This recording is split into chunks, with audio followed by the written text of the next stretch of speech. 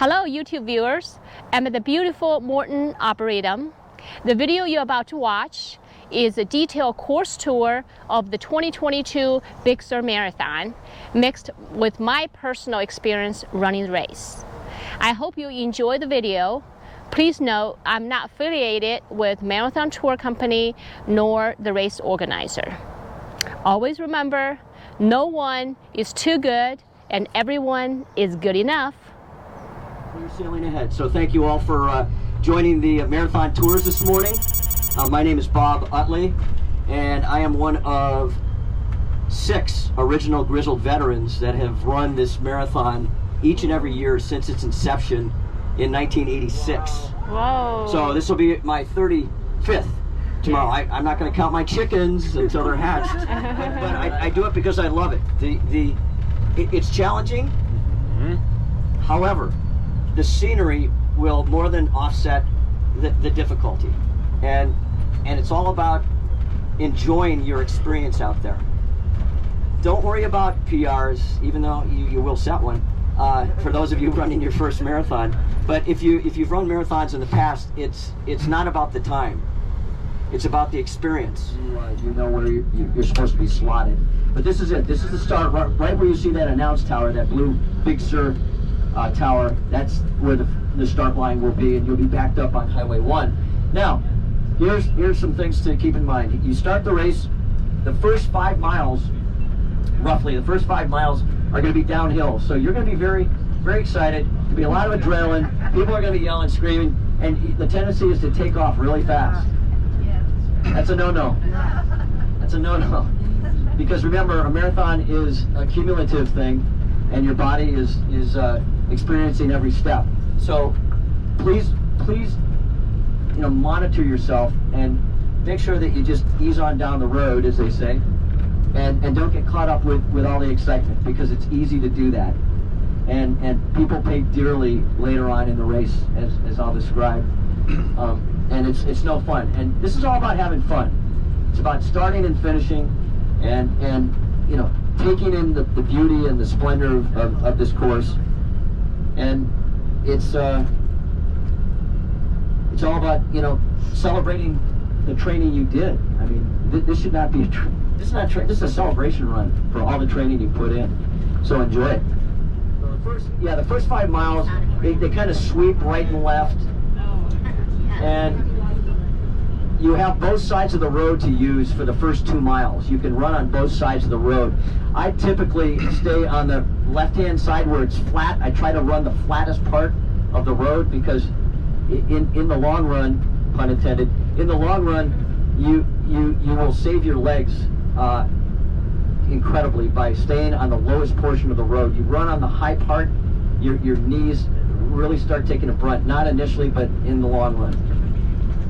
So if you stay on the shoulder on the left, where you see the white line, the shoulder, I try to stay on that, or even if you can get off road a little bit where it's flat with the gravel, it's easier on your feet.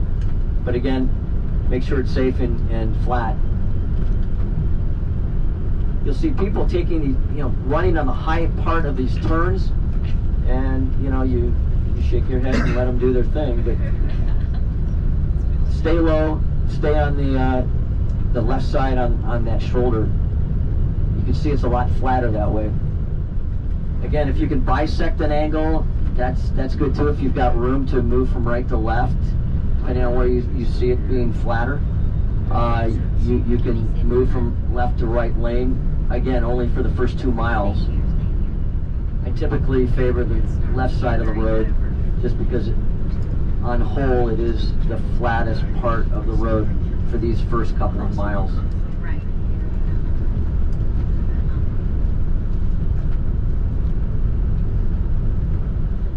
You get some nice spectators that come out from these hotels. Obviously, their families support people. Big Sur Fire Brigade is out here. A lot of the community organizations come out and support you in the Big Sur area. Now we're leaving it, and we go into a rural portion of this. This is the kind of the segment between Big Sur and the Pacific Ocean. As you can see, this gently just keeps going downhill. Got a couple rises here and there, but fundamentally it eases downhill. As we come out of the Big Sur forest area, we'll come around a couple more turns. You'll start hearing the ocean in the distance.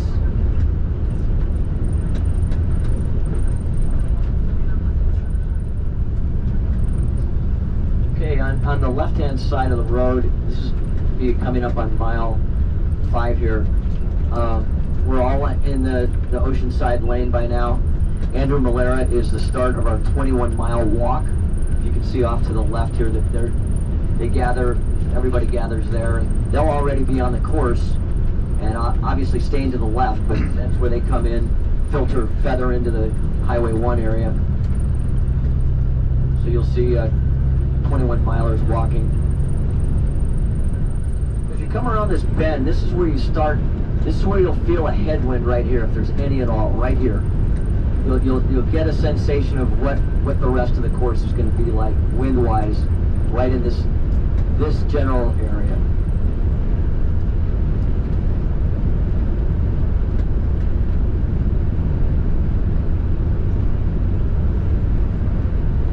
And if you look up here on the right, there's an American flag flying up on the right. That is mile 6.2, so you've got another 20 miles to go. We've got 11 aid stations every 2 to 3 miles. You've got water, Gatorade. You've got a medic at every aid station. Vaseline. Mile 7 here.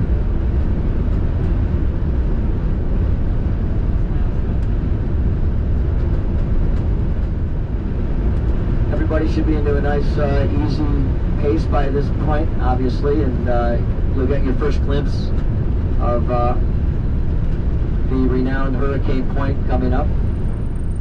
And it got its name one year because it was so windy up there. There were a couple people that were wearing Tyvek jackets, and they felt like human kites. And so when they got to the finish line, they said, "You've got to name this summit Hurricane Point," and that stuck. To mile 8. There's your first view of Hurricane Point, the climb.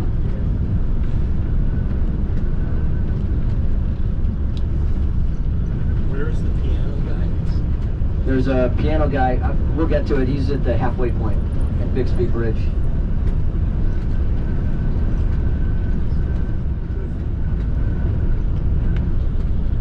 I'm usually in the back quarter of the pack, and it's fun to come around this corner and see all these little people kind of just inching their way up the side of the hill.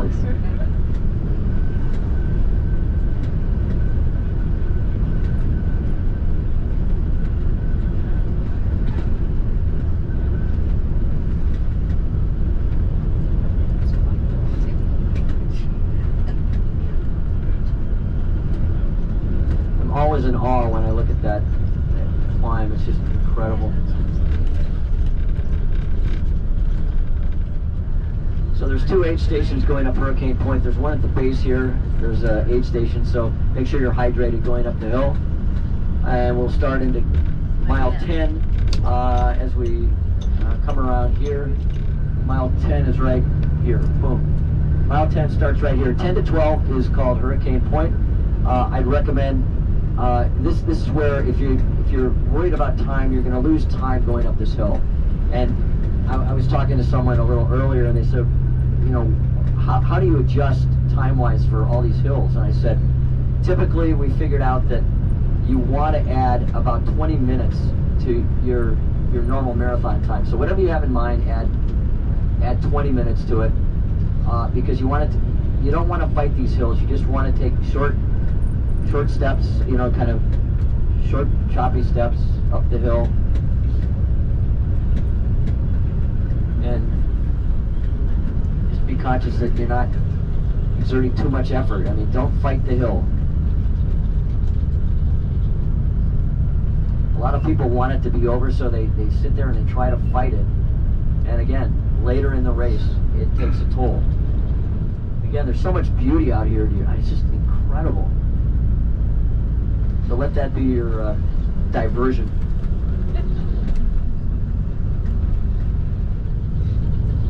So you're essentially, you're ascending from about 90 feet above sea level to roughly 600 feet in 2 miles.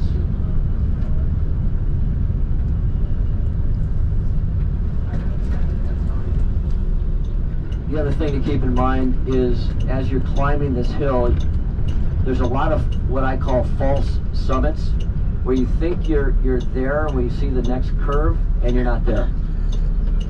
And there's probably 5 false summits. So beware, don't let that get the better of you when you think you're almost there and you're not. And then you think you're almost there again and you're not. It's a series of just one turn after another for about 4 or 5 turns. Halfway up the hill, we got really cool, I mean, we got these music bands and music entertainment along the course. Halfway up Hurricane Point at mile 11, I think maybe we just passed it, but yeah, mile 11 was just behind us. There is a taiko drumming corps. Yay! Woo!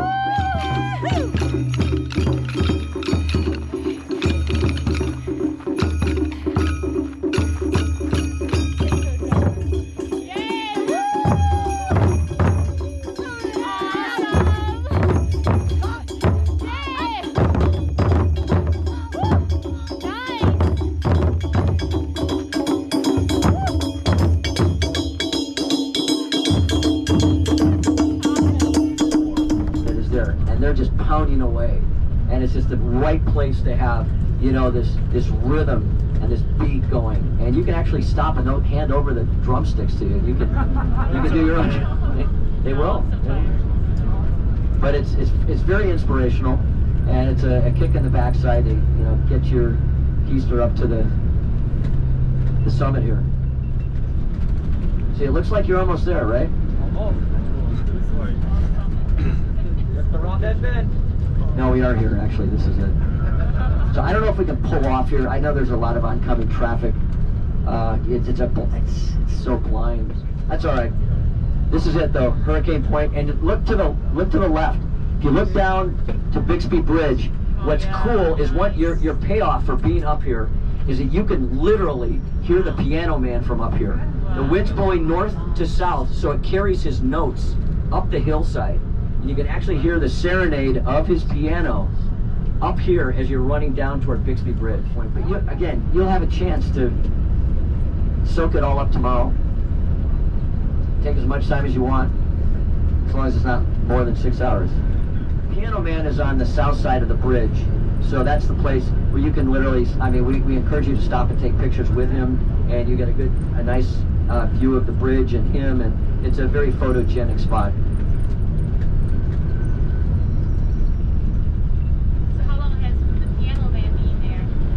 Piano Man has been there for every single year, but we've gone through 2 Piano Men.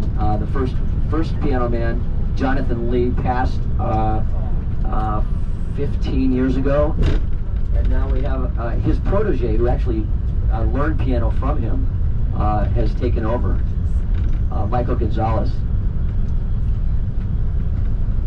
So the Piano Man will be just beyond those rocks. You see the rock border. He'll be in this little inset area. And so there's plenty of...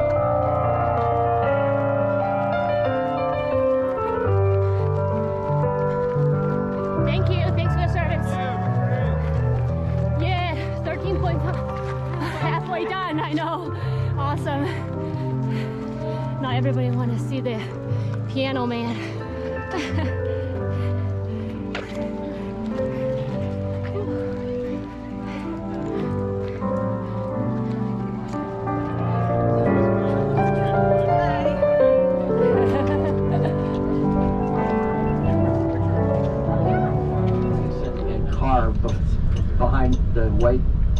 SUV. This is the Bixby Bridge. Nice move, Victor. Good job.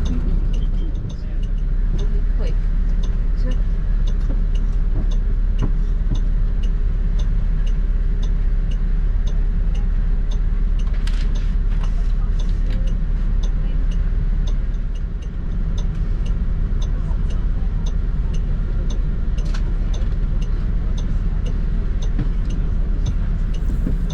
I just want to take a minute to thank you for watching this video. And if you're enjoying the content, you know what to do. I do. Everybody think about that. Is that pretty cool? Yeah.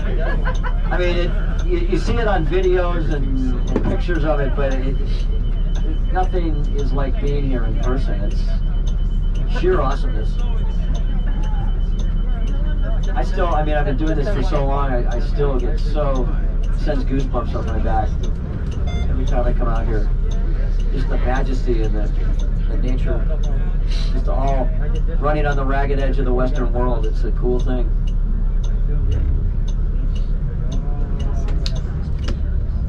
All right, make sure everybody, you stop and you get your picture with the piano man back there, and document your journey, because it's something to go back and revisit time and time again. So we've just hit the 13.1 mile mark. It literally is right in the middle of Bixby Bridge. The halfway mark is exactly in the middle of the bridge. So you've got another half marathon to go. So all the big drama, the Hurricane Point, Bixby Bridge, is behind you now. This is when it's time to really think about what's going on, because all the high drama is behind you. This is where the going gets tough and the tough get going. Or as our sponsor would say, when the going gets tough, the tough get gooey.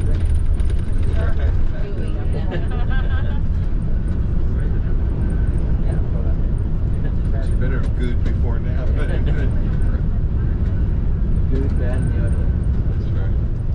We had fires down here several years ago. You can see some burned remnants of trees. In the fall, there were some fires in the station. It will be warm out here tomorrow. I sense it already. Just being outside today, and with the wind, you don't realize your perspiration is evaporating, and you want to replace those fluids every chance you can if you're running with fluids. So I would say we don't have many water stations in between. My recommendation is for your hydration vest. Fluids, and, you've got them on yourself. But if you rely on outside help, be sure you stop at the aid stations. We're at mile 15 right here.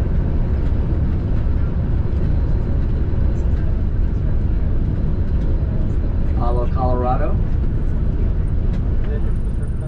So this will be the first cutoff at 10:30.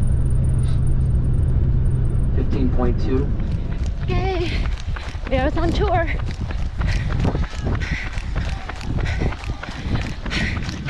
Make cutoff number 1 by about 45 minutes. So good to go.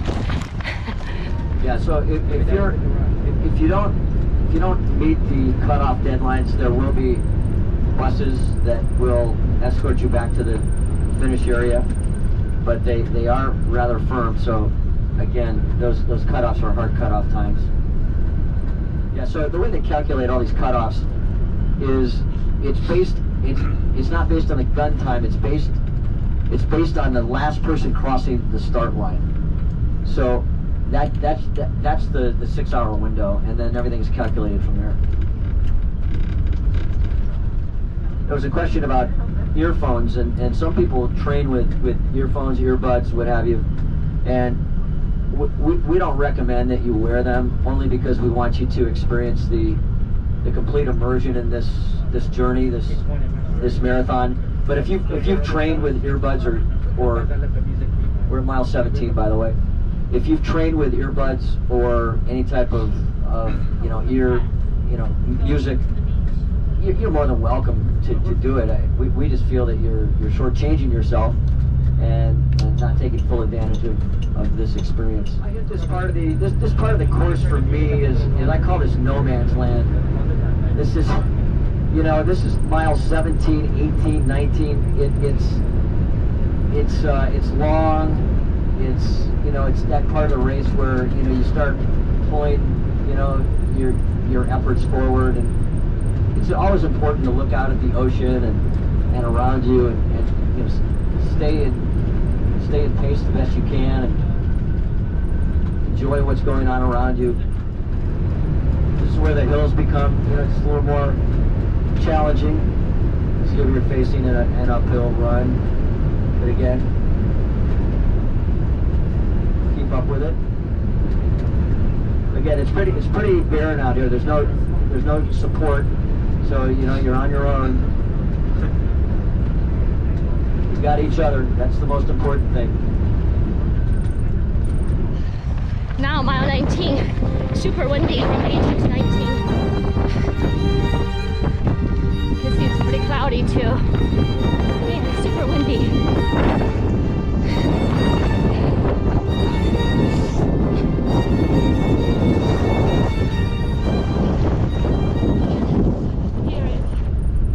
Okay, we're literally at the place that they call the wall. See these dirt walls? This is mile 20. Mile 20, 10K to go. I know.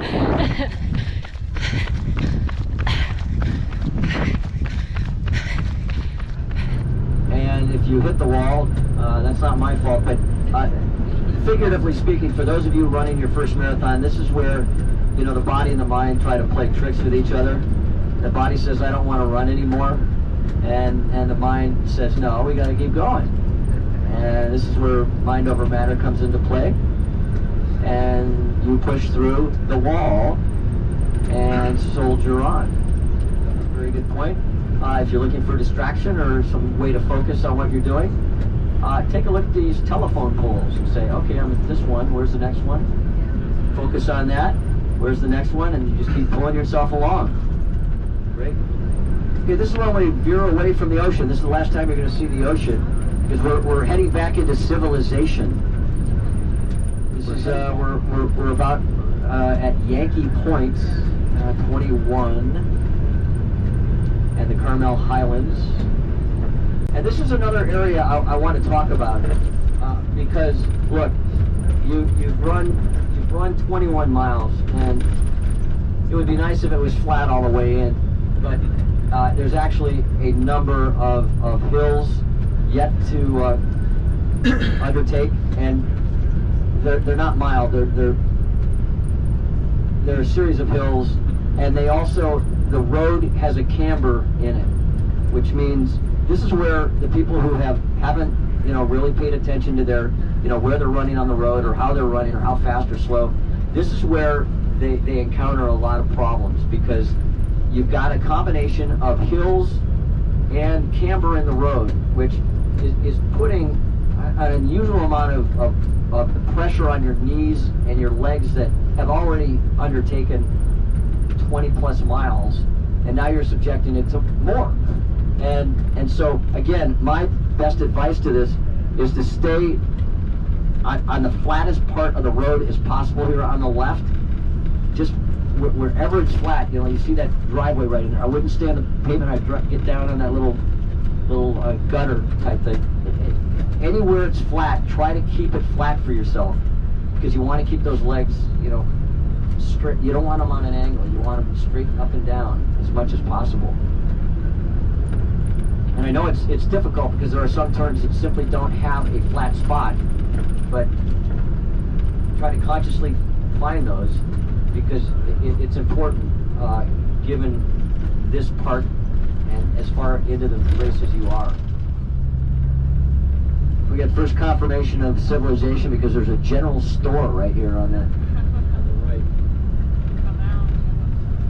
And at this, right around in this general area, you're also going to be treated to fresh strawberries. They are handed out and they taste like candy. By this time in the race, grab a handful, eat these strawberries, and it's the right time for a ripe treat. Okay, we're coming back on Point Lobos here. You can sense that we're coming to the end of our journey. You get the first sense that, you know, the end is in sight because we're at mile 23, almost 24. Yep, you can see Carmel in the distance. You're going, okay, we can make it now. There's a lot of psychological reinforcement that says, yes, you can do it. We drop down into mile 25 at the base of the, there's one more hill that we talked about, you know, the minor hill at the major part of the race. But it's mile 25, and that's Hoka's mile marker. Hoka has... Running from 24 to 25, nice beach area. It's going to be one more climb. You can smell the sea right here. And here's mile 25. And you've got a lot of people cheering you on and really creating quite a buzz at mile 25 here. And that's a lot of great reinforcement to get you up this hill. This is the last one, the last hill. So here's mile 25 right here. Boom. 1.2 miles from here. Man, the last mile has a big giant hill here. That sucks, but good point is I'll finish pretty soon. Cheers. So now we're heading down. This is all going to be flat for the rest of it. You start hearing the announcer's voice in the distance. You're going, okay, maybe I got 3/4 of a mile. All right, that's a mile to go. I'm gonna run it in. Cheers. You see the flashing lights, you know the intersection is dead ahead. You come around this bend and you'll be treated to what is called the finish line. 26 right there, you got 0.2 to go. Yay. And boom, you are here. Love that. So cute. Katie, Nari, Ryan Ribbon, Rochelle Latimer, Charles Greenwald.